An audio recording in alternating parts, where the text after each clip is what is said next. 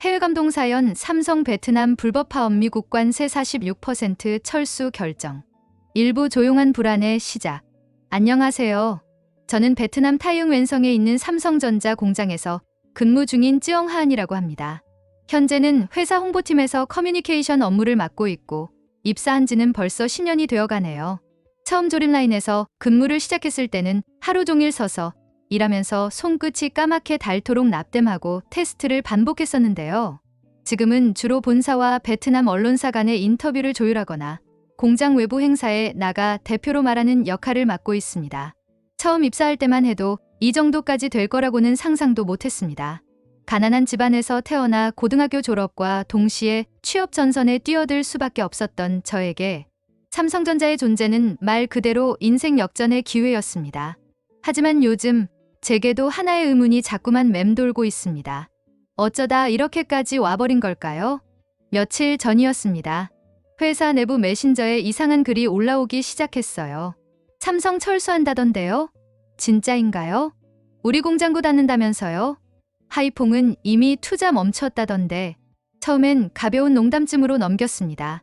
이런 소문은 과거에도 몇 번 있었고 사실로 밝혀진 적은 한 번도 없었거든요. 하지만 그날 오후 본사에서 내려온 공문 하나가 사람들 사이를 뒤흔들었습니다. 내용은 단순했어요. 근무 효율 및 공급망 최적화에 따른 부서 재편 가능성 검토. 단 한 문장이었지만 그 파장은 상상 이상이었습니다. 그날 저녁 점심을 건너뛴 직원들이 식당에 모여 뭔가를 조용히 이야기 나누는 모습이 눈에 띄었고 작업장 곳곳에는 웅성거림과 불신의 눈빛이 퍼지기 시작했습니다. 이번엔 진짜래. 불화수소 때문이라잖아. 라인 잘리는 사람들 명단 벌써 나왔대. 누가 처음 이야기했는지는 아무도 몰랐습니다. 하지만 마치 정해진 대본이라도 있는 것처럼 각 부서에서 동일한 얘기들이 동시에 나오고 있었어요. 홍보팀인 저희에게는 그제서야 외부 대응용 Q&A 자료를 준비하라는 지시가 내려왔고 그 안에는 철수설은 전혀 사실이 아니다라는 문장이 대문짝만하게 적혀 있었습니다. 그때 처음으로 가슴이 철렁 내려앉았습니다. 사실 그 전부터도 낌새는 있었습니다. 라인 쪽 직원들 사이에서 불만이 조금씩 퍼지고 있었고 일부 관리자들은 갑작스레 베트남어 통역 없이 회의 자료를 한국어로만 배포하거나 이 일은 다음에 없어질 부서니까 대충 해도 된다는 식의 발언을 서슴없이 하기도 했습니다. 그런 와중에 한국 뉴스 기사 몇몇이 캡처돼 SNS를 통해 유포됐습니다. 제 이름이 언급된 기사도 있었어요. 삼성전자 베트남 철수 조짐. 홍보팀 묵묵부답. 삼성 고위 관계자 베트남 공장 정리 가능성 언급. 저는 그런 말을 한 적이 없었습니다. 그럼에도 불구하고 기사에는 마치 제가 인정한 것처럼 쓰여 있었고 제 사진까지 SNS에 떠돌기 시작했죠. 당황스러웠습니다. 하지만 그보다 더 무서웠던 건 제가 아무리 해명해도 사람들은 믿지 않는다는 사실이었습니다. 그날 집에 돌아가는 길에 휴대폰이 울렸습니다. 전화번호부에 저장되지 않은 번호였어요.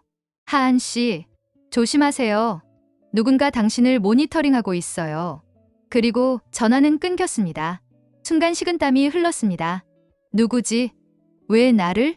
그리고 그날 밤 아파트 복도에 누군가가 흘리고 간 USB 하나가 떨어져 있었습니다.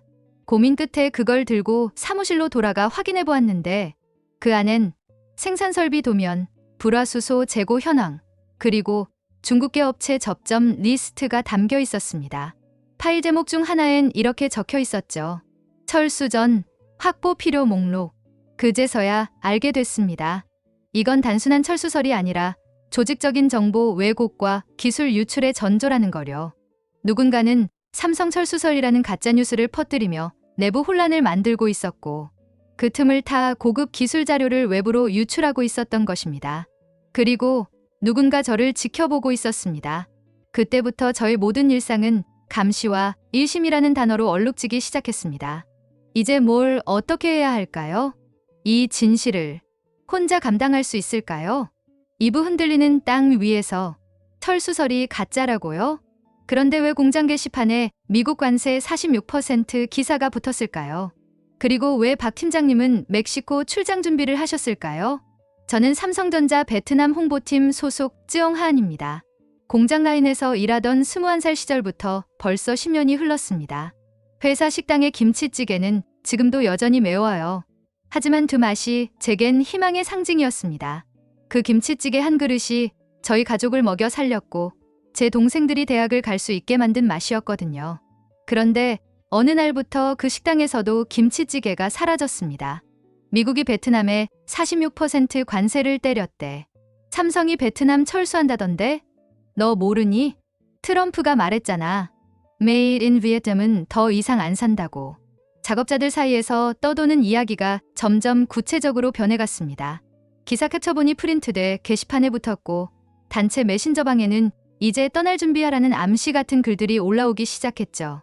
처음엔 믿지 않았습니다. 삼성이 하루아침에 베트남에서 철수할 리 없다고, 수많은 생계를 책임지는 기업이 그렇게 무책임하지는 않을 거라고. 하지만 한 협력업체가 철수 결정을 내렸고 동료 중 몇 명은 갑작스럽게 사직서를 냈습니다.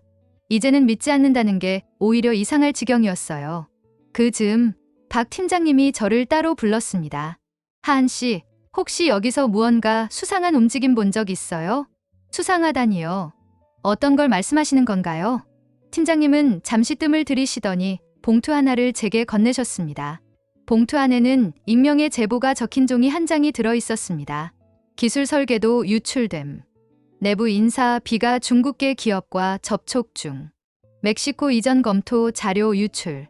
제 심장은 터질 듯 뛰기 시작했습니다. 왜냐하면 제가 며칠 전 USB 안에서 본 내용과 정확히 일치했기 때문이었습니다. 그 USB를 누가 흘렸는지 여전히 알 수 없었지만 그 안에는 공장 설계도, 불화수소 재고, 신제품 정보가 담겨 있었고 파일명에는 명확하게 Export Mexico Plan V.4라고 적혀 있었거든요. 한편 미국발 관세 폭탄은 베트남 전체를 흔들고 있었습니다.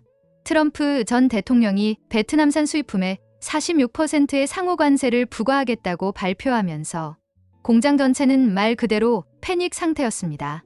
베트남산 제품에 대해 이 정도로 높은 관세율을 적용한 건 중국 다음으로 두 번째로 높은 수준이라며 회사 임원들 사이에선 포스트 차이나는 끝났다는 말이 회의실에 떠돌 정도였습니다. LG전자는 하이폰 공장에서 생산하는 가전제품을 멕시코 이전 계획까지 검토한다는 이야기가 흘러나왔고 현대차와 배터리 3사들도 미국 내 직접 생산 비중 확대를 내부적으로 논의하고 있었습니다. 심지어 삼성전자 본사에서는 멕시코, 인도, 폴란드 등을 대체 생산기지로 두고 공급망 재편을 논의한다는 내부 문서가 일부 직원 메일함에 잘못 전송되며 소문은 기정사실처럼 퍼졌습니다. 홍보팀인 저희는 이 모든 소문을 해명해야 했습니다. 하지만 진실을 알기 위해선 더 깊이 들어갈 필요가 있었습니다. 공장 데이터, 서버 접속 기록을 확인하던 중 저는 일정 시간마다 외부로 자동 백업되는 파일 리스트 안에서 생산 설계도면, 소재 수급 계획, R&D 투자 계획이 특정 이메일로 반복 전송되고 있는 흔적을 발견했습니다. 그 이메일 도메인은 메요. 젠 중국 기반이었습니다. 그걸 보고 저는 등골이 오싹해졌습니다. 이건 우연이 아니야. 누군가 의도적으로 아주 천천히 회사를 갉아먹고 있어. 그리고 그 다음날 아침 누군가 제 책상 위에 다 쓴 메모지 한 장을 남겨두고 갔습니다. 혼자 정의롭고 싶겠죠. 하지만 조심하세요. 하노이 집 주소 아직 그대로죠? 그때 저는 알았습니다. 이건 단순한 철수설 대응이 아니라 거대한 내부 음모와 외부 세력이 맞물린 조작된 혼란의 시작이라는 걸요. 그날 밤 저는 박 팀장님에게 처음으로 USB 안에 담긴 자료에 대해 말씀드렸습니다. 그리고 그 자료가 단순한 정보가 아니라 공장 전체를 무너뜨릴 수 있는 폭탄이라는 것도요. 하한 씨, 이 이야기는 우리 둘만 알고 있어야 합니다. 그리고 이건 당신이 선택할 문제입니다. 회사냐, 당신 가족의 안전이냐? 그 말에 저는 대답하지 못했습니다. 하지만 머릿속은 분명했습니다.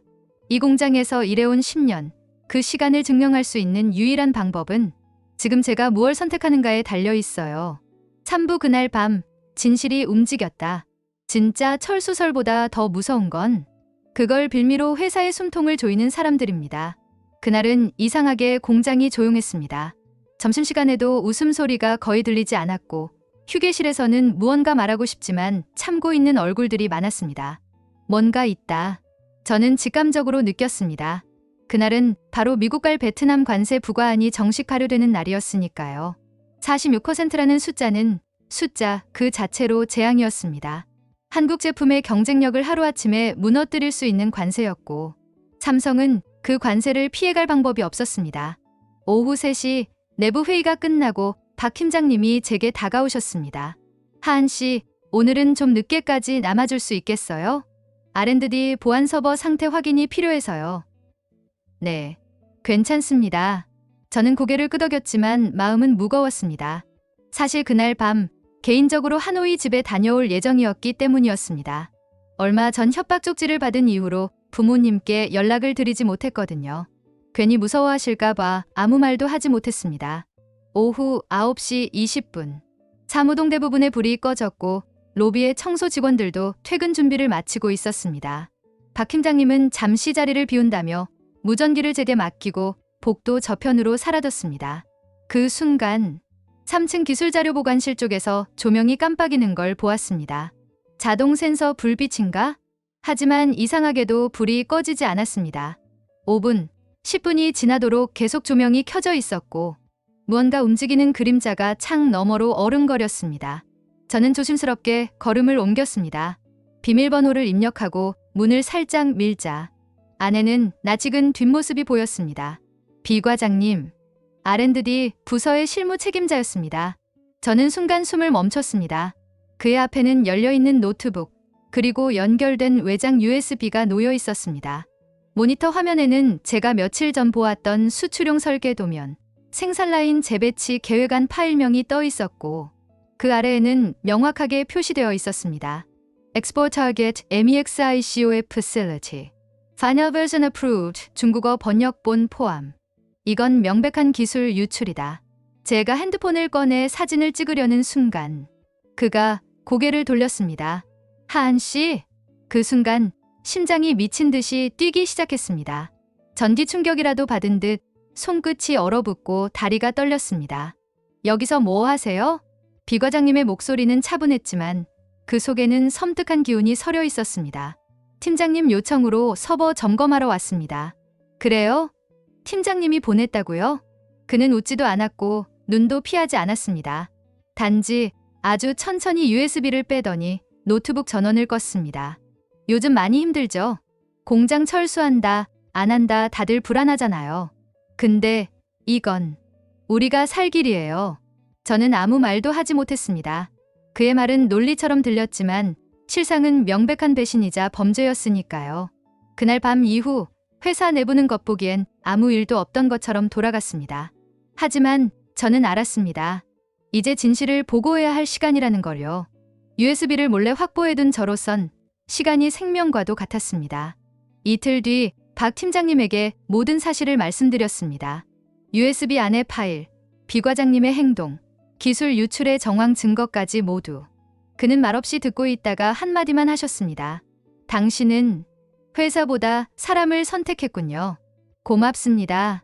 그 후 사태는 빠르게 전개됐습니다.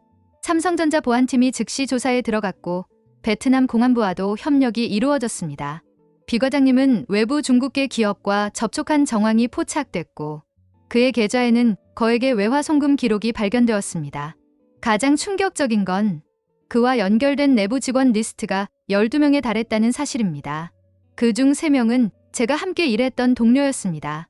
하지만 더 큰 충격은 삼성전자 베트남 공장의 일부 생산 라인이 정말로 철수 대상에 포함됐다는 내부 결정이었습니다. 멕시코와 인도의 분산 배치, 미국 내 직접 생산 확대, 그리고 베트남에선 스마트 팩토리 자동화로 인력 구조 조정이 예정되어 있었던 것입니다. 이 이야기를 전해 듣고 저는 무너지는 줄 알았습니다. 제가 지켜낸 건 한 사람의 범죄일 뿐이었고 이미 더 큰 흐름은 움직이고 있었던 거죠. 하지만 박 팀장님은 저를 조용히 불러 말씀하셨습니다. 하한 씨, 철수는 끝이 아닙니다. 그 안에서 우리가 지켜야 할 건 바로 사람입니다. 그 말을 듣는 순간 저는 깨달았습니다. 공장이 사라질 수도 있습니다. 하지만 사람이 남는다면 그 안의 정신은 계속된다는 것. 사부 철수 이후에도 남는 것들. 누군가는 저를 배신자라 부릅니다. 또 누군가는 용기 있는 사람이라고도 하죠. 하지만 제가 진짜 지키고 싶었던 건 공장도 명예도 아닌 사람들의 다음 하루였습니다. 그날 오후 회사 게시판에 공식 공지가 붙었습니다. 2024년 9월부터 베트남 내 일부 생산라인 철수 및 구조 조정 예정. 한동안 떠돌던 철수설이 드디어 현실로 바뀐 순간이었습니다. 복도에 흐르던 숨죽인 정적. 땅에서 밥을 먹다가 멈칫하는 숟가락들. 어떤 동료는 조용히 눈물을 닦았고 또 다른 사람은 문서를 찢어 쓰레기통에 던졌습니다. 하지만 그 공지문 아래에는 한 줄이 더 붙어 있었습니다.